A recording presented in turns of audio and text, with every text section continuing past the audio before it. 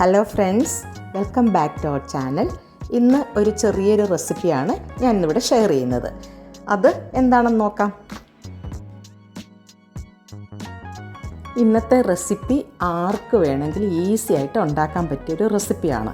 നമുക്കിത് സ്റ്റാർട്ടേഴ്സായിട്ടൊക്കെ ഉപയോഗിക്കാം. നമ്മൾ ആദ്യം ചെയ്യേണ്ടത് ഒരു ഇഡ്ഡലിത്തട്ട് എടുത്തിട്ട് ആ തട്ടിൽ ആദ്യം ഓയിൽ സ്പ്രെഡ് ചെയ്ത് കൊടുക്കണം. ഇവിടെ 4 എഗ്ഗ് വേണമെങ്കിൽ നമുക്ക് അങ്ങനെ ചെയ്തെടുക്കാം. ഞാൻ 3 എഗ്ഗാണ് എടുത്തേക്കുന്നത്. എൻ്റെ വീഡിയോ സബ്സ്ക്രൈബ് ചെയ്യാതെ കാണുന്നവരുണ്ടെങ്കിൽ സബ്സ്ക്രൈബ് ചെയ്ത് സപ്പോർട്ട് ചെയ്യണേ. അപ്പോൾ നമ്മൾ ഓയിൽ സ്പ്രെഡ് ചെയ്തേക്കുന്ന ഇഡ്ഡലിത്തട്ടിൽ ഓരോ എഗ്ഗായിട്ട് നമുക്ക് ഒഴിച്ചു കൊടുക്കാം. ഇഡ്ഡലി പാത്രത്തിനകത്ത് കുറച്ച് വെള്ളമേ വെക്കാവൂ. എന്താണെന്ന് പറഞ്ഞു കഴിഞ്ഞാൽ നമ്മൾ വെള്ളം കൂടുതൽ വെച്ച് കഴിഞ്ഞാൽ തിളയ്ക്കുമ്പം ഈ തട്ടിലോട്ട്, അതായത് ഈ മുട്ടയുടെ മുകളിലൊക്കെ വെള്ളം വരും. അതുകൊണ്ട് കുറച്ച് വെള്ളമേ വെക്കാവൂ. ഇതിപ്പോൾ നോക്കി മുട്ടയൊക്കെ ആവശ്യത്തിന് വെന്തു. ഇതിപ്പോൾ ഓരോരുത്തരുടെ ആവശ്യത്തിനനുസരിച്ച് നമുക്കിത് വേവിക്കാം.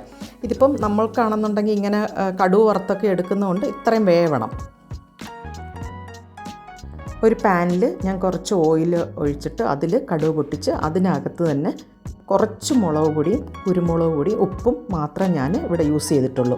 ഓയിലാണെങ്കിൽ കോക്കനട്ട് ഓയിലാണ്. ഇതിനകത്ത് വേണമെങ്കിൽ ചാറ്റ് മസാലയും മഞ്ഞൾപ്പൊടിയും ഒക്കെ ഉപയോഗിക്കാം. അത് ഓരോരുത്തർക്കും ഓരോ ഇഷ്ടം പോലെ. നമുക്കിവിടെ മുളക് പൊടിയും കുരുമുളക് പൊടിയും മാത്രമാണ് ഇഷ്ടം. അതുകൊണ്ട് നമ്മൾ ഇങ്ങനെയാണ് ചെയ്യുന്നത്. ഇത് ഭയങ്കര ടേസ്റ്റാണ്. എല്ലാവരും ട്രൈ ചെയ്യണം. ഇതിന് കുറച്ച് എരി കൂടുതൽ വേണം എന്നുണ്ടെങ്കിൽ കുരുമുളക് പൊടി ചേർക്കണം. മുളക് പൊടി കുറച്ചേ ചേർക്കാവൂ. എന്ന് വെച്ച് കഴിഞ്ഞാൽ മുളക് പൊടിയുടെ ആ ഒരു ടേസ്റ്റ് മുന്നിൽ വരരുത്. അപ്പം നമുക്ക് കുരുമുളക് ചേർക്കുമ്പോൾ ഒന്നുകൂടെ ടേസ്റ്റ് ആയിരിക്കും. ഇത് വളരെ ഈസി ആയിട്ട് നമുക്ക് ചെയ്യാൻ പറ്റിയൊരു ഡിഷാണ്. അതേപോലെ ഗസ്റ്റൊക്കെ വരികയാണെങ്കിൽ നമുക്ക് പെട്ടെന്ന് തയ്യാറാക്കി കൊടുക്കാം. എല്ലാവർക്കും ഈ വീഡിയോ ഇഷ്ടപ്പെട്ടു എന്ന് വിചാരിക്കുന്നു. അടുത്ത ഒരു വീഡിയോ ആയിട്ട് വരുന്നത് വരെ ബൈ ബൈ.